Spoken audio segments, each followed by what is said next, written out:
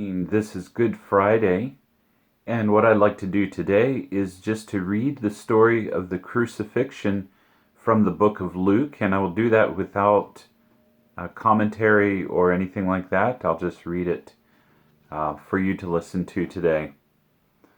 And I'll be starting at Luke 22, verse 39. And he came out and went, as was his custom, to the Mount of Olives, and the disciples followed him. And when he came to the place, he said to them, "Pray that you may not enter into temptation." And he withdrew from them about a stone's throw, and knelt down and prayed, saying, "Father, if you are willing, remove this cup from me. Nevertheless, not my will, but yours be done." And there appeared to him an angel from heaven, strengthening him. And being in agony, he prayed more earnestly, and his sweat became like great drops of blood falling down to the ground. And when he arose from prayer, he came to the disciples and found them sleeping for sorrow. And he said to them, "Why are you sleeping? Rise and pray that you may not enter into temptation." And while he was speaking, there came a crowd, and the man called Judas, one of the 12, was leading them. He drew near to Jesus to kiss him, but Jesus said, "Judas, would you betray the Son of Man with a kiss?" And when those who were around him saw what would follow, they said, "Lord, shall we strike with the sword?" And one of them struck the servant of the high priest and cut off his right ear. But Jesus said, "No more of this." And he touched the ear and healed him. Then Jesus said to the chief priests and officers of the temple and elders who had come out against him, "Have you come out as against a robber with swords and clubs? When I was with you day after day in the temple, you did not lay your hands on me. But this is your hour and the power of darkness." Then they seized him and led him away, bringing him into the high priest's house. And Peter was following at a distance. And when they had kindled a fire in the middle of the courtyard and sat down together, Peter sat down among them. Then a servant girl, seeing him as he sat in the light and looking closely at him, said, "This man also was with him."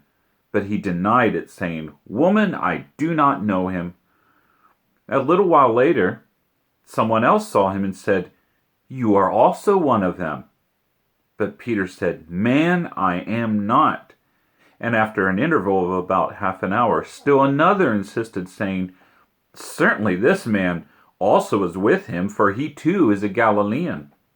But Peter said, "Man, I do not know what you are talking about." And immediately, while he was still speaking, the rooster crowed. And the Lord turned and looked at Peter. And Peter remembered the saying of the Lord, how he had said to him, "Before the rooster crows today, you will deny me 3 times." And he went out and wept bitterly. Now the men who were holding Jesus in custody were mocking him as they beat him.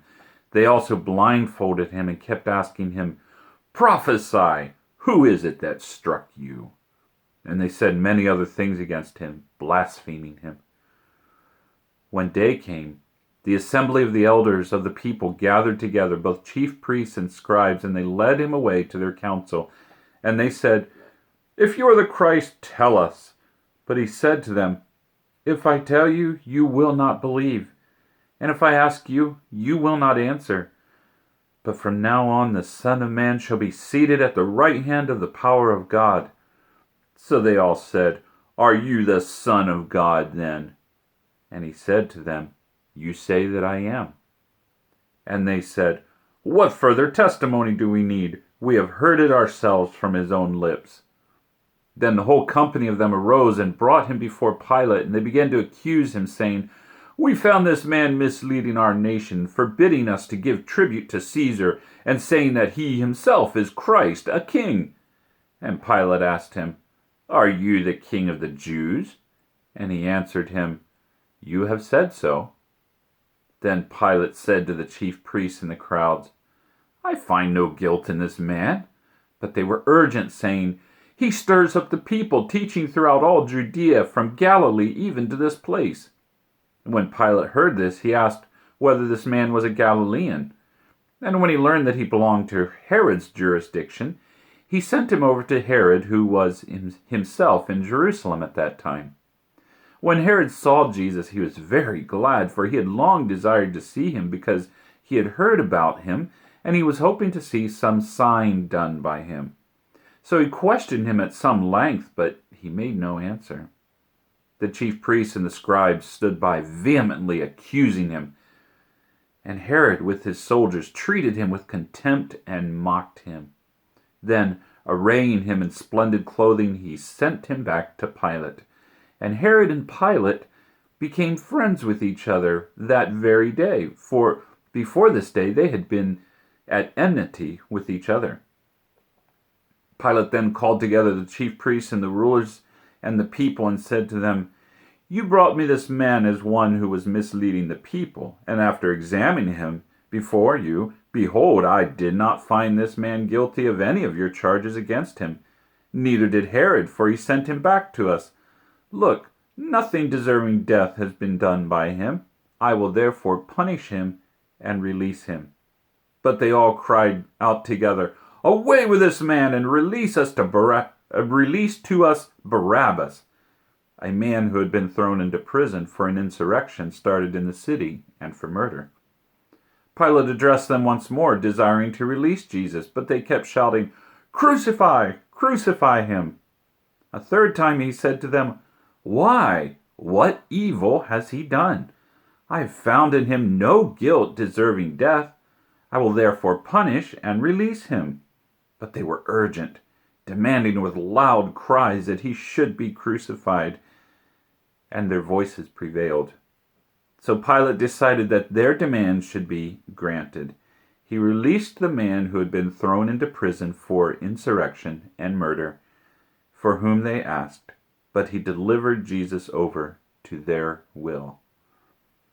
And as they led him away, they seized one, Simon of Cyrene, who was coming in from the country, and laid on him the cross to carry it behind Jesus.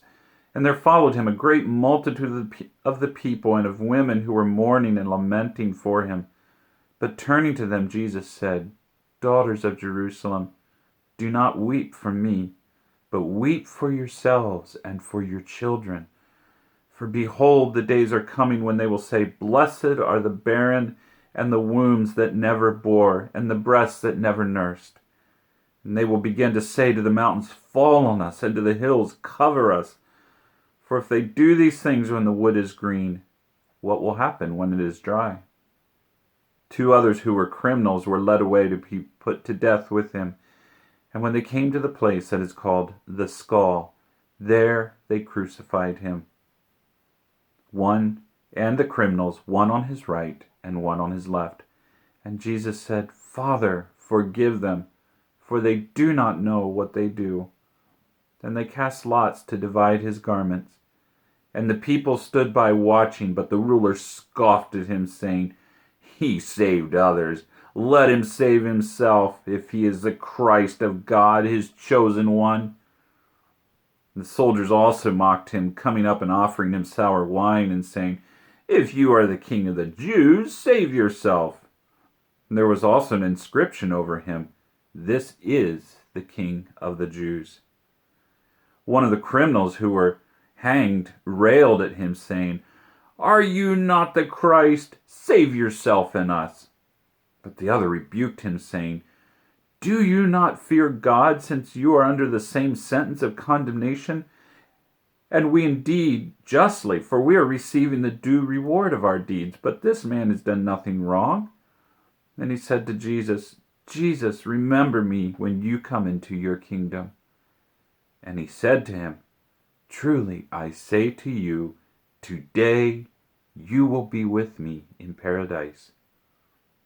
It was now about the 6th hour, and there was darkness over the whole land until the 9th hour, while the sun's light failed, and the curtain of the temple was torn in two. Then Jesus, calling out with a loud voice, said, "Father, into your hands I commit my spirit." And having said this, he breathed his last.